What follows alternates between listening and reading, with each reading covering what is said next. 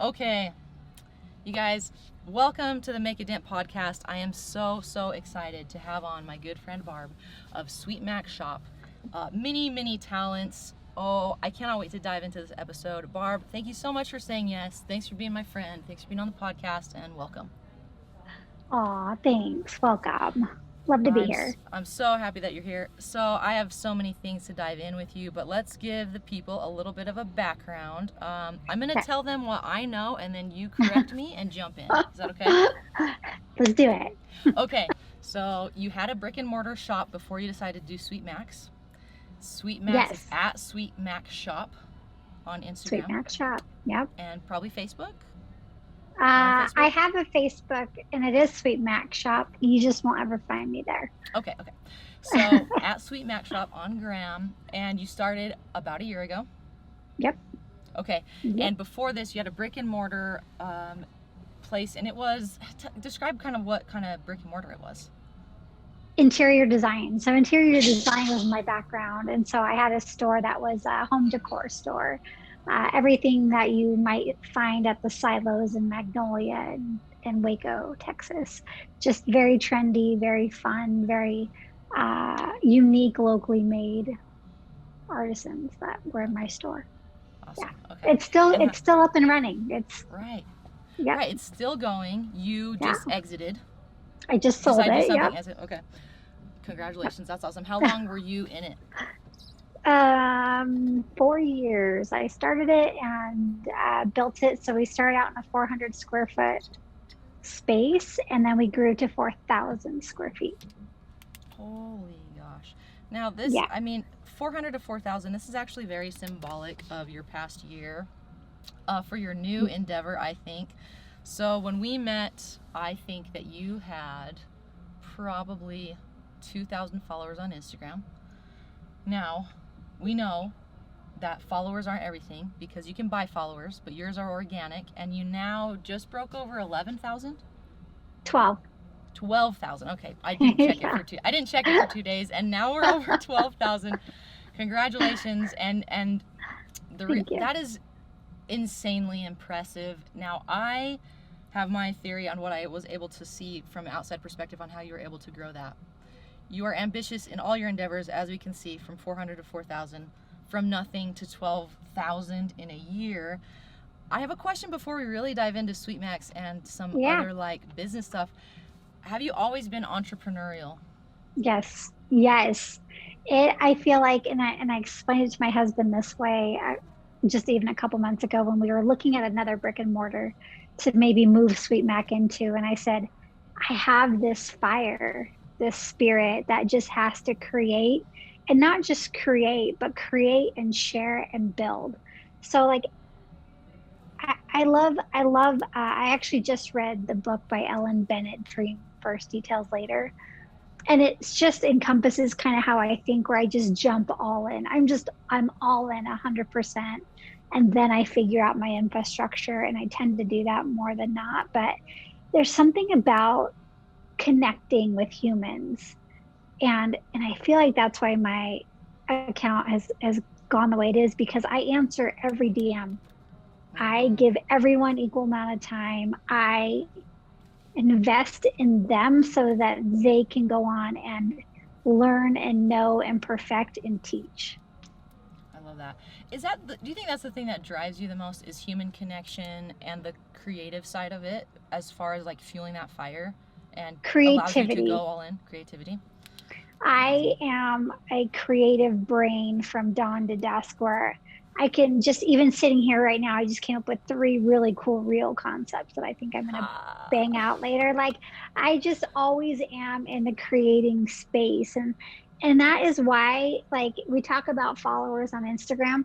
I actually can't follow very many people because I feel like sometimes if I see that what they're doing might be a little bit like mine, then I'll second guess myself. And I never want to duplicate anybody on purpose.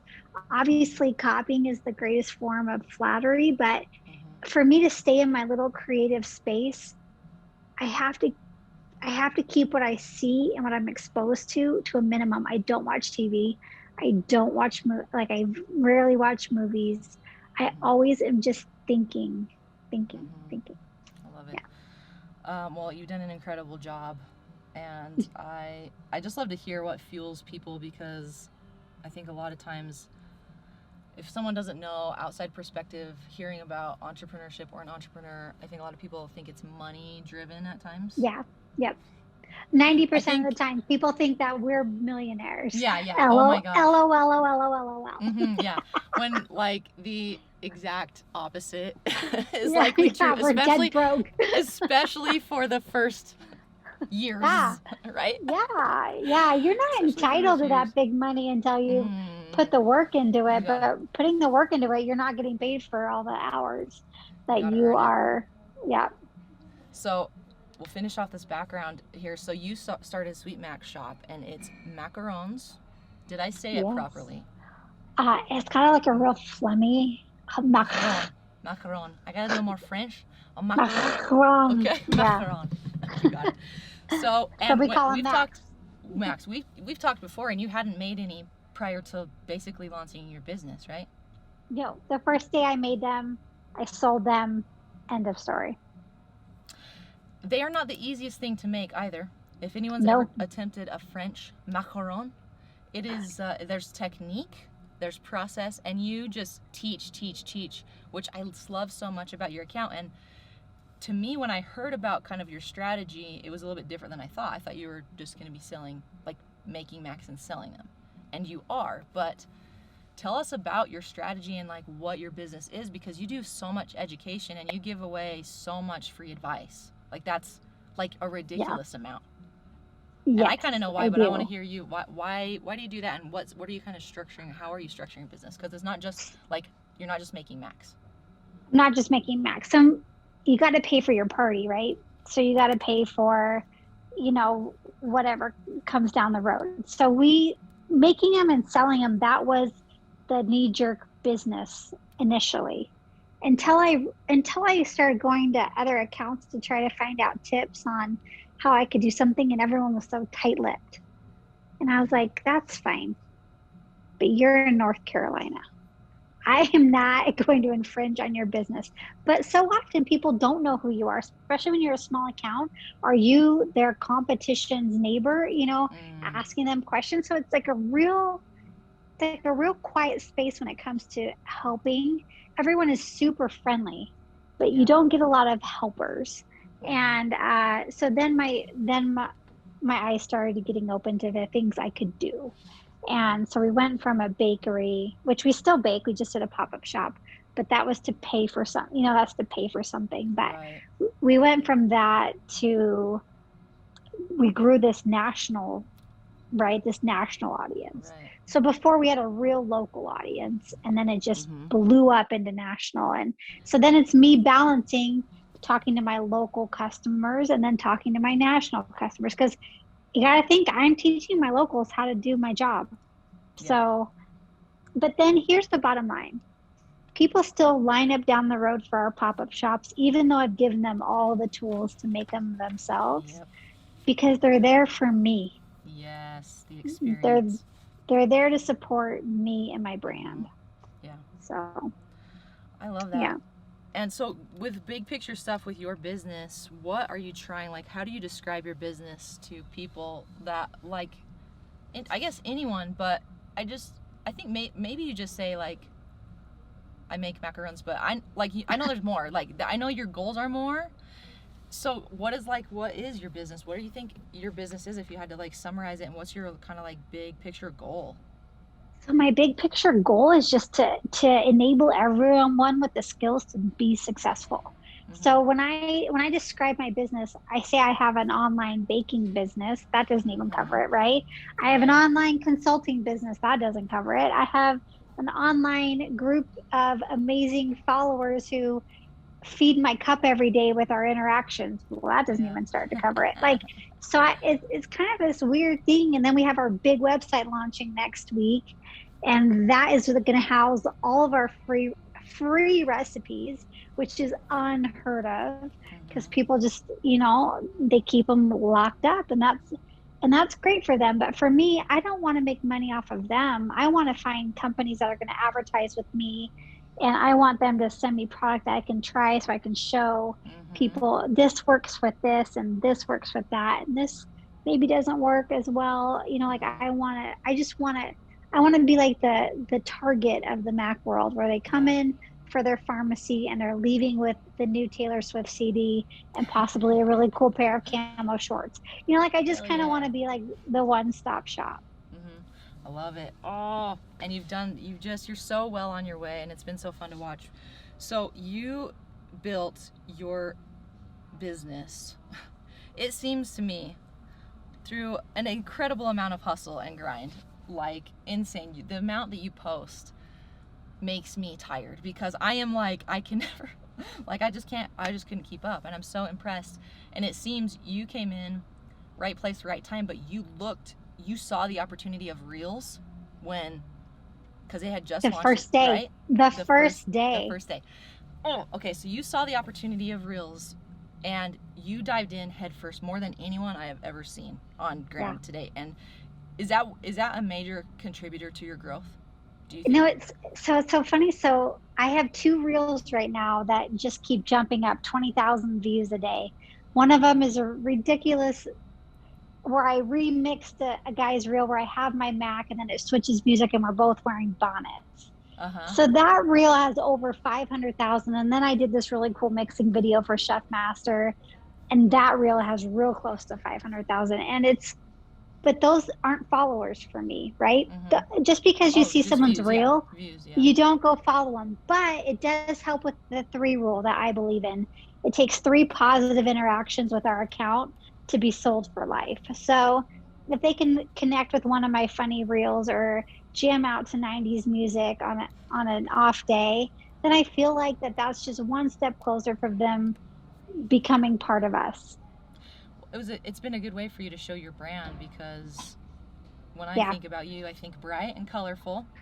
Yeah. I think like exceptional macarons, and your bubbly, sparkling, bright personality dancing and rapping to 90s hip hop. That's what I think of. Yeah. And that's part of your brand. That right? is my brand. That is your brand. But people get to see you, and that's what I think, and like what your brand is about, and then they get to see, oh my gosh, look at these great things and these free recipes, and then they come and follow. Before, the Gram was a very curated place, right? We could go to someone's feed and everything's in the same filter and everything is like perfect, and the lighting and people just aren't connecting with that as much. I don't think. And so for me, I'm my true and unapologetic self every day when I'm dancing in my kitchen. Yes. You're going to find out whether the camera's on or the camera's not on. I'm actually switching out Max as we speak. Oh, here we go. So yes. For podcast listeners, check out the YouTube video, but she is literally, they're a pistachio color, but what is the proper color for that? I called it pistachio. This is a moss green, but you can call it pistachio. That's a really dark redwood or a mauve. And then we got one more look amazing sheet. For podcast viewers. Go check them out on her Gram and take a look at this. We are getting behind the scenes look as we speak right now. Yeah. So do you think, what was your strategy going in? Was your strategy going in to gain like the attention from starting from zero, starting your business brand new? Was it just to post as much as possible, or what? So I hired someone, right? So I took one of those 14-day challenges, and it opened up. So I had always run a business from my brick and mortar, but it was just me on my intuition, right? Mm-hmm. So I hired someone for one of those 14-day challenges, and I learned a lot. But then in the ultimate end game, I had to go with my instinct a lot too. So I switched it up. So every day I post a story, a color combination, something of that. And then I post a supporting reel to that topic. And that is just something I felt like, okay, well, I can tell them about this, but then I can show them too in a 30-second clip how to get this. It's having someone give you a little bit of structure so then you can have that freedom of creativity to flow. So otherwise you can feel a little upside down and a little backwards. So I just had someone say, okay, try this and try this and try this. And so I tried that, tried that, tried that. And then I really just went to my roots and I just dug deep for, okay, what do I want to see on a page? What do I want to experience on a page? How do I want my page to be? And I went from perfectly staged photos of these cookies to me, like Yeah. to me and all the, like I got away from what I thought people wanted, that perfectly manicured page, to just raw, unapologetic me. And that was when the switch happened. Amazing. So, Well, you guys have to check it out. It's incredible. Now, you've been able to get a lot of opportunities and collaborations because of your hard work and hustle and grind. And yeah. did Yeah. you tell me that you are now doing like some branding consulting for people too? Yeah. Yeah. Like you So I'm got recruited helping. for a pretty big company, right? Yeah. Okay, a pretty good sized company, and Yeah. you're doing what, rebranding for them? Yep. I'm helping them navigate their social media during a rebrand. Okay. Absolutely.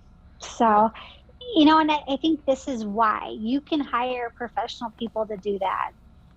Or, and I'm professional. Like I know everything about business, I know everything about social media, but I also have this brain that just won't quit.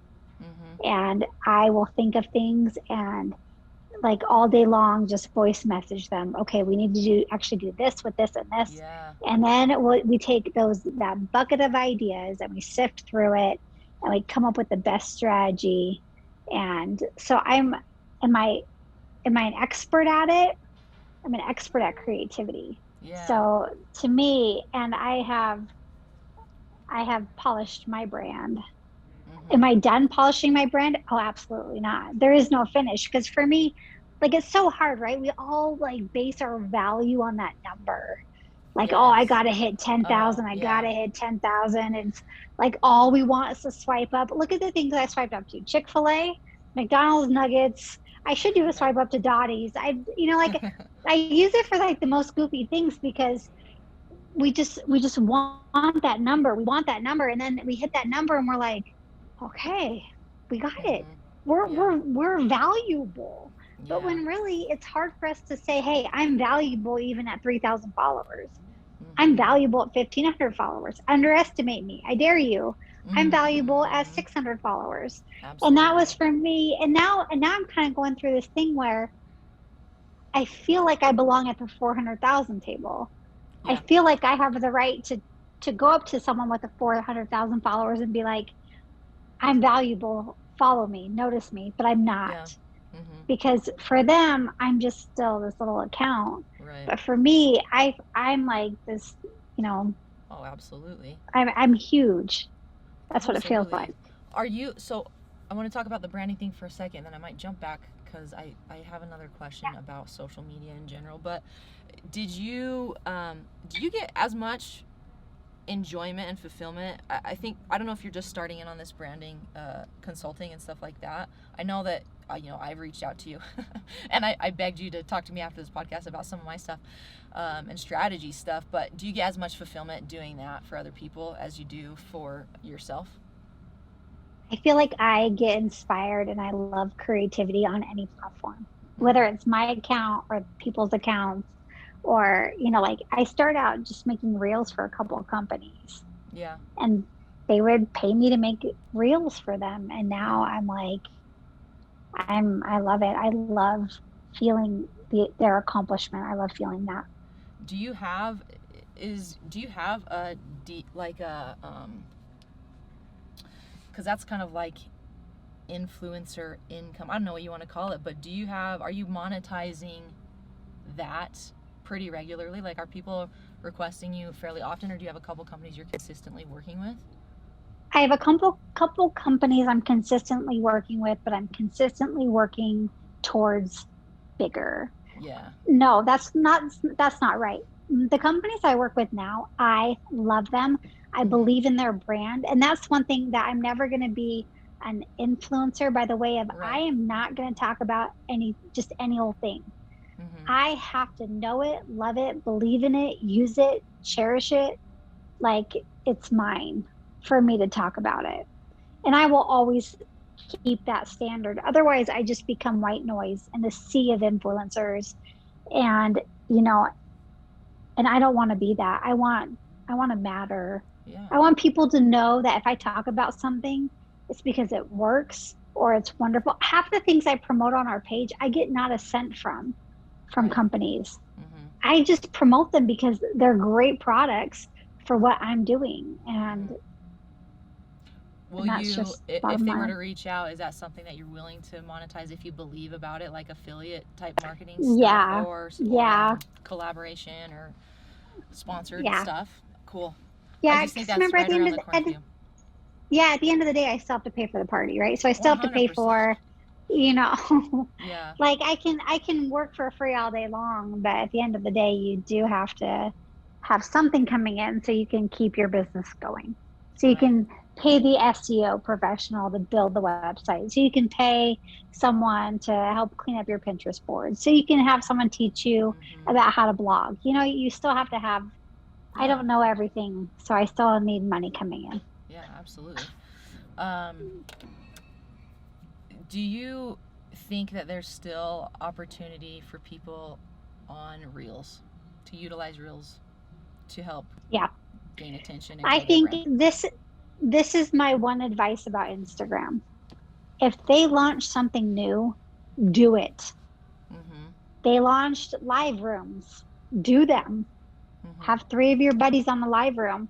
I feel like if Instagram launches something, they want to push that thing forward, right? They're trying to be the target of social media. They want to be Snapchat. They want to be, you know, MySpace. They want to be Facebook. Yeah. They want to be, you know, they want to be all these things too in one spot.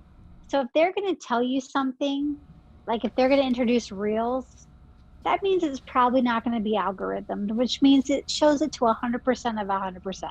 So Mm-hmm. right now, your posts are so algorithmed based on your engagement and your following number that sometimes your post might be only be seen by 10% of your following. Right. Whereas Reels Reels are pushed out are to shown to all right now. 100%. Yeah. Okay. Yep. Yep. So, is the advice you're giving like if you were I want to give the audience here some real tangible stuff no matter where they're at, if they have a business, if they're trying to grow their personal Yep. brand, Yep. if they are working for a big company.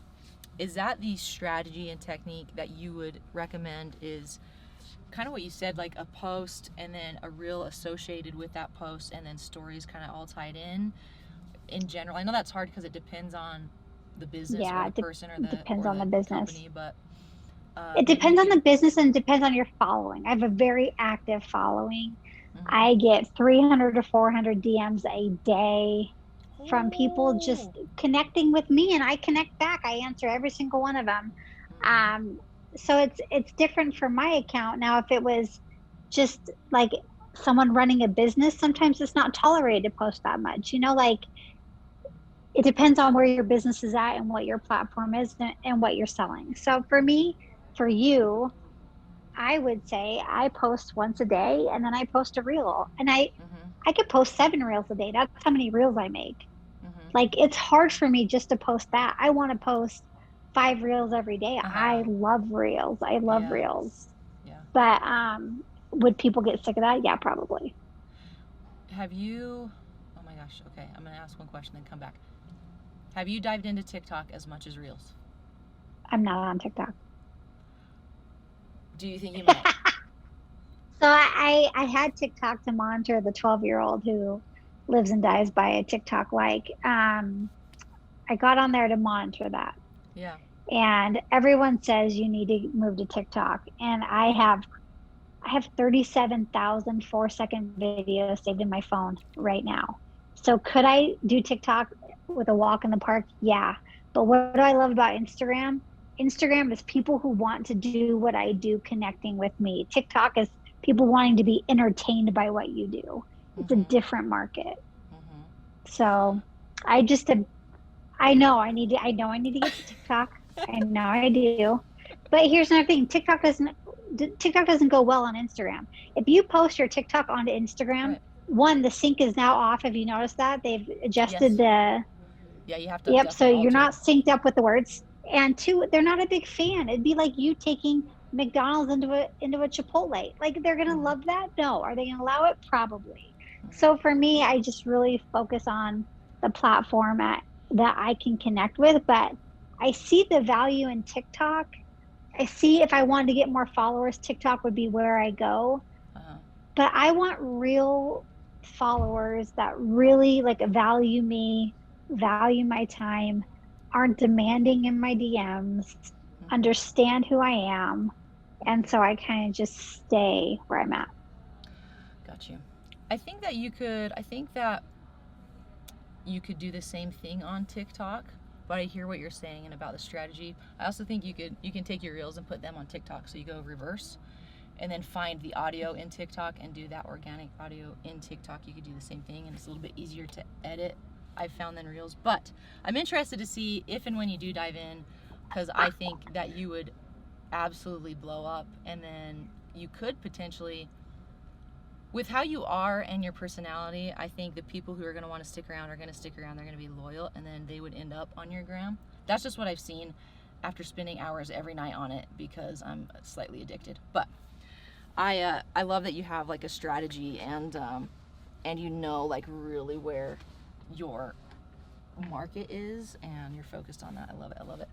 What are some of the most difficult parts of social media, would you say, for you? Some of the hardest parts of social media are, finding the time, right?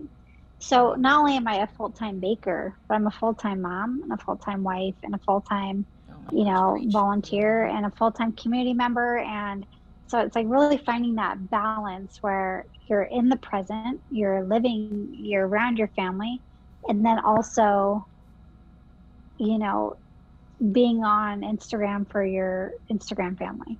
So Mm-hmm.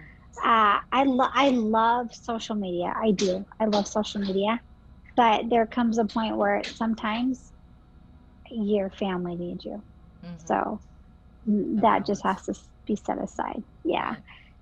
And also like I hate the people who don't know you who just want to burn down your house instead of just unfollow you. Like Mm. I haven't experienced this yet, and bless my heart, I'm glad I haven't. But I really dread the day when someone's just like just just no sensory and just let you have it. Like I worry Mm-hmm. about that day Do you? because people are real brave behind keyboards. Oh, they are. What worries you about that so much? I'm so interested in that. I understand. Yeah, what worries you about that so much? I think it's just, it's just like, okay, before you hit 10,000, you see the ones digit. And if you ever are watching it real time and that ones digit goes down a number, you instantly doubt everything you're doing. For what? Yeah. A bot? It's probably a Yeah. bot, Probably, but yeah. all your value has just been stacked on that number. So then it goes down and you're like, well, that's it. No one Mm-hmm. cares. No one likes me. No one, and it really is, it's just that needing to please everybody, right? So Mm-hmm. in general, we're probably getting deeper than what you want with this, but I want to go in deep. general, It's I'm a good. pleaser. I'm a Mm-hmm. pleaser, and I want people to have a good time, and I want people to be left better than what I found them. Mm-hmm. So if I get a negative message or so, something that's a little abrasive, how will I handle that? I don't know. Mm-hmm. Yeah. Are you Luckily, it doing hasn't it? happened, but Are you doing anything to get ready to handle that? Because this is why I actually want to go deep on this. I worry a lot about how much value is in followers. That's why I very rarely call the people on my gram followers. I don't like the word. People are very hung up on views and followers, and how that does translates to their own personal value. And yeah, so I think there needs to be more discussion on the reality of the situation, that it actually doesn't determine your value, which we hit on at the beginning, and I'm so glad you did. yeah, And but also, this is a very real thing, because I've actually been waiting. I got like one funny thing on one of my TikToks, which my TikTok's just ridiculous, and I made a joke about it. But I have the very similar feeling where I'm like, okay, at what point do I start getting like people are going to start giving me a whole bunch of crap for how I dress, or for my hair, anything, Right, something right. I Just said, attacking you. some cinnamon roll I made, Right, right, so right, I think it's right. important. So how are you kind of like mentally and emotionally preparing for that? And maybe you haven't yet, maybe you're just kind of thinking about it, but So I think, right when you're first starting, right, you're just, like I said, you want that 10K. You mm-hmm. want that 10K. You want the status of not even the swipe up, but you want to feel relevant and you want to feel like you have value. So you put all your eggs on the follower basket. So then it's really easy to feel not valued when that number goes down. Right. You don't feel like you're valued when it goes up, but you feel like you're not valued when it drops down because yeah. it's the negative, right? It's the negative impact. And you know what I've done on my account, I feel like is a little bit of a unicorn. One, no one grows 12,000 in a year, probably. Exactly. Two, I have great followers. I have great followers that if someone even made kind of an off remark, it's like they're like the squad, man. They're like almost protecting me in a way. It's very sweet. If someone votes no on a poll, like I was doing this whole color series and I said, "Oh man, are you sick of me? I'm sick of me." Like I tend to like already call it out before it happens. That's my strategy. Like call out the Karens. Sorry, Karen, but call out the Karens before the Karens come at you. And if someone marks no on a poll, I have 10 DMs. I can't believe them. Who do they think they are? Don't they know? Like they're just protecting me without even understanding that they're protecting me. And it's so endearing. It's so endearing. But I just have to remind myself constantly, one, I'm valuable even if people don't see my value. And two, what did numbers ever get us that connection didn't, So if you want 10,000 followers, go buy them. Go buy your 10,000 followers. My point of success is my engagements, my insights, how many people are watching my stories, how many people are staying on my stories. Like I want to know that they're here for more than just to fluff their account, and I want them to know that I value them more than the number. I don't know if this will resonate with you at all, but I do feel like when you're in this situation, and I'm not there yet, but I have thought about it, but when you're in the situation of potentially, like you're in the public eye and you're like trying to be for a whole bunch of different reasons, connection, creativity, whatever, maybe I want to sell a shirt later and I would like to give so much value that people really want to buy that shirt because I've given them so much, whatever it is. I think you have to start kind of preparing and think about. One thing I learned kind of the hard way running a business, brick and mortar with employees, is I was so close, and I still am, to a lot of my employees. Like I really want it to be a good place to work. I really want it to be company culture, employee satisfaction first. But it got to the point where I was so emotional about if they quit or if we ended on a bad note that I actually had to kind of stop. I had to kind of put up a little bit of a wall, which I normally would not like to do in a lot of situations. But have you thought about that, like, very much? Yeah. About kind of like taking a little bit of a step back on like, and that's hard. It's so hard when that's genuinely your authentic self to like be vulnerable and be real. But I'm just thinking about that out loud in this moment, like at that point where so you I had I had an account that was bigger than mine say to me, "You just delete the DMs." And I'm like, "You what?" Like that is not how I am. That's not how I've ever been. I don't know that I could do that. And so it was hard for me to like even think of that. Even now, just saying out loud, I'm like, oh, I would just never openly delete someone's message to me. Like they're trying to find answers or connect. But I think there comes to some point, the bigger I get, I can't spend hours every day on the DMs because I'm still running my business. So I'm sure the day is going to come when I'm not going to be able to answer everybody. And that's going to actually probably, like you, break my heart more than break theirs. Yeah. So. Well, and I think too, another thing that we learned in the brick and mortar that I tell my team is like, the customer actually isn't always right.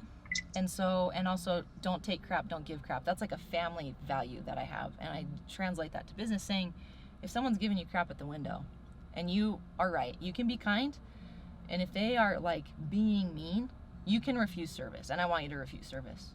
You can give them one more chance and say something like, if you're going to keep talking to me like that, I just can't help you and you're going to need Yeah, you me. can draw your line. You can draw So your line. that's what I'm thinking of, like, you know, maybe the DMs you delete are just mean ones, you know, and not, because you got to think about your emotional availability and the value that you know, your energy stores and what you're going to give and where you're going to give it. But that is something to think about. Now, mind you, I've never Sure. had a mean DM yet.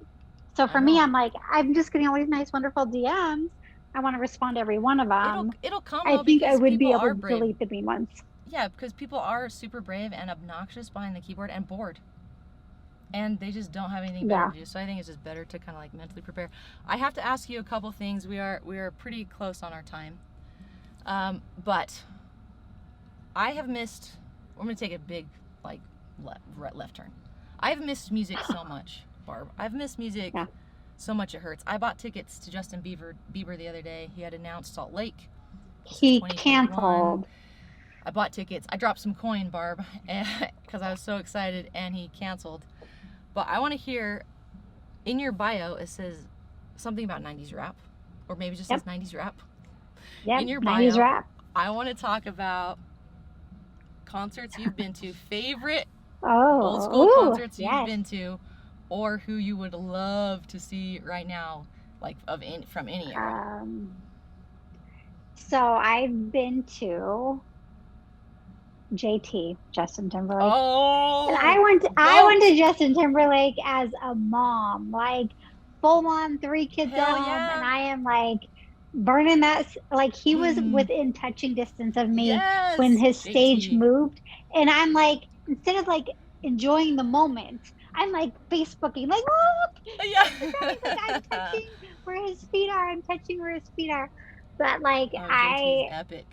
Yes, Jade. I mean, if you're gonna go to a concert, don't waste your money on the small stuff. But other concerts I've been to, I went and saw Pink when she was playing the county fairgrounds. I saw her twice. Back before Pink was Pink. I mean, she was Pink, but she wasn't Pink. County Green. Oh my gosh, county fairgrounds. I saw her at the county. She stepped down. She visited with me for a minute, and she went on. Like it was like she is a champion. I could spend an entire hour talking about Pink. She has overcome some things. She's a queen. Absolutely. Some other concerts I've been to, I'm trying to think. It's been so long since I've seen music, right? How about your top 3 rappers, dead or alive? Because you said 90s. Top 3 rap. Oh, yeah. Did it say 90s rap in your bio? 90s rap, yes. 90s, okay, top 90s 3 rappers. Let's go. Tone Loc. Okay. LL Cool J. Mm-hmm. Tupac, rest in peace. Oh, Notorious B, rest in peace.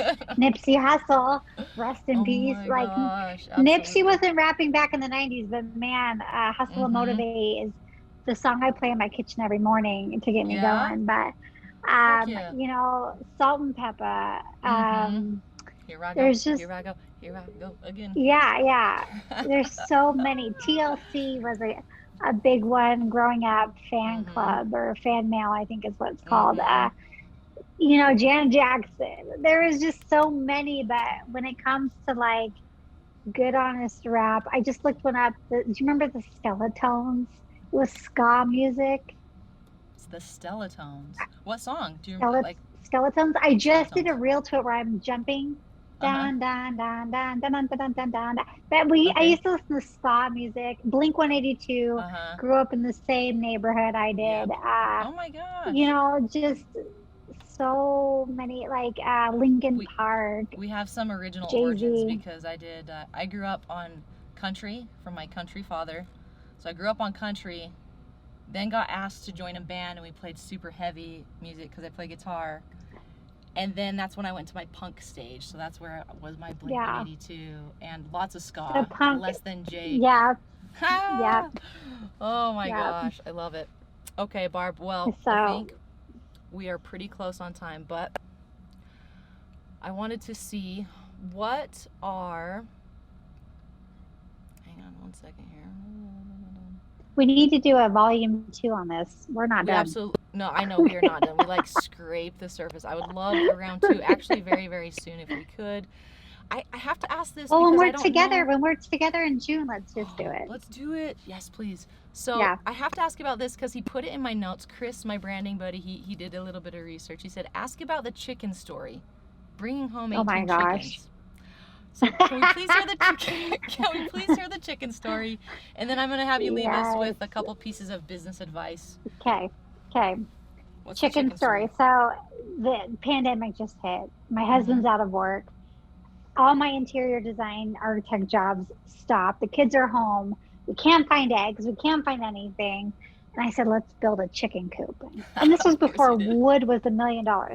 So we built this like Nantucket dream house for chickens, right? Like it's gorgeous. It's on our highlights.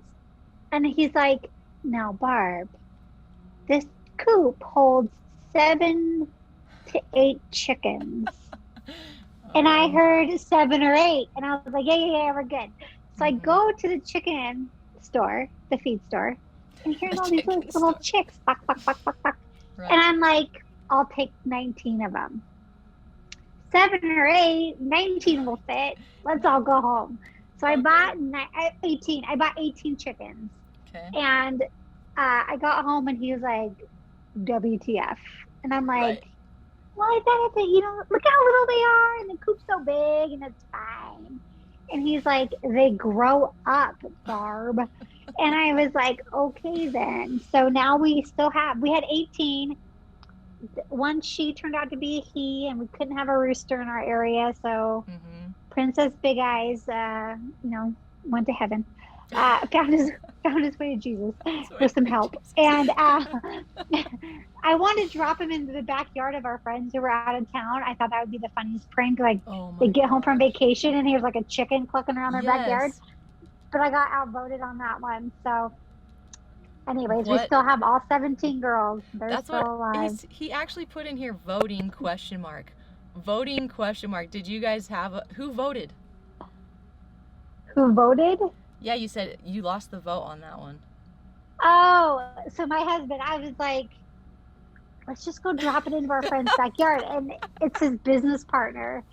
And I was like, let's just go pop it over the wall. How funny would that be? That'd be so funny. We could set up a camera when they got home. And he was like, no, Barb, that's ridiculous. But I told the business partner, he's like, that would have been the funniest crap. I'm like, I know. I know. Well, maybe we need to do a chicken prank when you're here, just to I feel like that was unresolved. Well, thank you so much for being on. Go ahead. Oh, I was like, I did a chicken prank as a teenager, and it was epic. I thought it'd be really funny to steal a lawn ornament and take it to Italy with me and take pictures around Italy and then return it with the pictures. And I broke it. Oh, it got shoot. The duck got smashed in the airline, so I have like this duck head. I'm carrying around like the Vatican. Oh no! Oh my gosh! The Sistine Chapel. There's a duck head in the picture. So I had to return just the duck head and all these cool pictures. Yeah. Oh my gosh! I love it. Anyway, I'm gonna do that. I'm gonna find a thing of poultry, some type of poultry, and I'm gonna do the Barb prank. I love that. Yeah. Barb, if you have someone starting off an online business, maybe not in food. We're not going to say food. They're doing an online business. How would you tell them to start their research on, how they're going to utilize Instagram or the socials for their brand, for their own personal brand? What questions do they ask themselves? What do they do? So a couple points of advice on that. One, be aware of who you want your audience to be, right? If you want the soccer mom, talk to the soccer mom. Talk to someone like you. If you want someone completely unknown to you, find an individual that reminds you of that brand and talk to them like you're talking to your friend. Now, if my favorite piece of advice for anyone starting out is you don't know what to spend your time on, right? You don't know where to best spend your the flow of things. And Here's the quote I have everywhere in my house. If it doesn't matter in 5 years, don't give it 5 minutes. So when I'm building my brand now, if I'm not going to care about it in 5 years, I don't want to spend 5 minutes on it. So I love that. That is hugely valuable. Can I throw it back to you, Barb? And when you get your first nasty message, if it's not going to matter in 5 years, yep. But I want you to not spend 5 seconds on it. Just, it's done. Thank you. Keep reminding me of this. Our friendship goes beyond this podcast. So when I get my first bad message, one, knowing me, I'll probably call the people out on my stories because I'm a little feisty that way. And two, it'd be someone who doesn't know me, who's so disconnected from me, who has, it's more about them than me, and I'll just probably let it go. My last question, this is 100% selfish. Can we take a second and look at my Instagram? And I want you to give me a 60-second Barb branding, what you would do for my personal gram. So it's at Sierra.McCleve. She's looking at it right now. We're going to look at it together. I messaged Barb 2 or 3 weeks ago and I said, yo, buddy, I need your help on how I should be utilizing all of the options on gram to grow my personal gram. And so I want to see, Barb, we're close enough, we're good enough friends, you could be me. And I think this will be wildly helpful for people. So just people on the podcast right now, it's at Sierra.McCleve. I have 1,206 followers. That doesn't even matter. I'm following 2,063. I think she's going to talk about that in a second. That's a little bit of background. My last 3 posts, it was a podcast advertisement for my one with Electric Edge, another one, and then me doing handstand push-ups on a reel because I was really excited that I finally got handstand push-ups. Yes. So when I first see your profile, one, I love your picture. It fits who you are. The first thing I would say is your bio. It's just like these little, tell them who you are. Okay. Hey, quit. We're pausing for puppy intrusion. It's okay. Sorry. You're not speaking to me. You're telling me about you. Tell me why I need to be on your account. Tell me what I'm going to find on your account, right? Okay. Sometimes the word entrepreneur, people are going to put a bar of what they're going to learn from you, right? Mm-hmm. So you can be an entrepreneur, and in your bio, I would just say, learning all the tools to be an entrepreneur. I'm building business while push-ups and dealing with real life. I'm telling you about me. That's one thing. I love highlights that have have more uniform to them. Yes. And you need way more highlights, girl. 1, 2, 3, 4, 5, 6, 7, 8. You have 8. Yep. I think I have 70. They're not even up to date. So get that. Work on that. Absolutely. I love it. And then your matrix, your matrix is a lot of you talking, or it's these Make a Dent podcasts, right? So I would try to find a way to break that up on your matrix. So these are real close to, I would, find a way to maybe break that up. Mm-hmm. Yeah. And then let's see, what do you got in your reels department? Do you have a lot? Oh yeah, you have enough. You have some. I mean, I have some. Hey, you have the one. You have the one I made you. Of course I do. I made you a reel. One. Was that the beignet one? And then I made you a collage one too, and I did it to Baby's Got Back, I think. Heck yeah. Oh yeah. Those ones. A couple of those live on the page. Dottie's page. Mm-hmm. Yeah. So I would do way more reels, friend. What do you think? And then, can I ask a follow-up question on reels real quick? Because then I really want to hear what you're gonna say. On reels, do you think for my businessy stuff, how should I approach that? Because I'm talking about business, I am talking about fitness, but I don't want to be a fitness instructor. It's just so much part of my life, and it's helped me with every aspect of my life that I would feel wrong to not talk about it. It's like a big piece. So then you're just talking about your fitness journey. Yes. your journey as in fitness. You're not How- trying to be a fitness coach. How do you think I should utilize Reels for business content? For business content, you're going to talk about things that apply to your business, right? Mhm. So for business for Dottie's content, is that what you're talking It about? would Or be for like the business Sierra, consulting. for Sierra like branding? Sierra branding. So like me consulting, giving business tips. So I would do like a quote, picture, quote on your matrix. Mm-hmm. Picture, quote, picture. Like throw in okay. quotes in there. Yeah. Throw in, fitness post every now and then.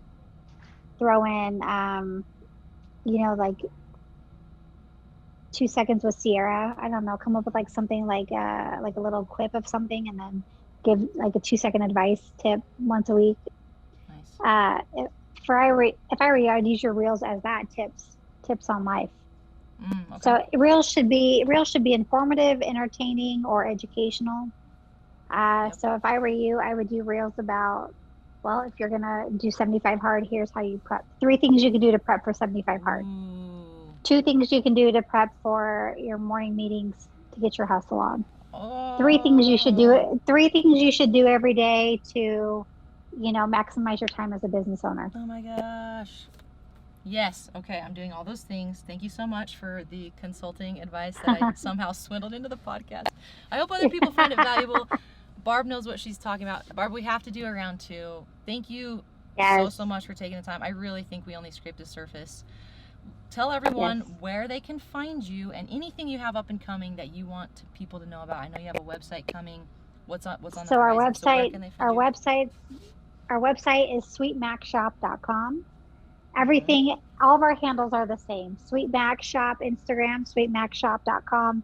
That's going to be where all of our free recipes are, tips and tricks, color theory. We will teach you every last aspect of Macs for free. So absolutely. Yep.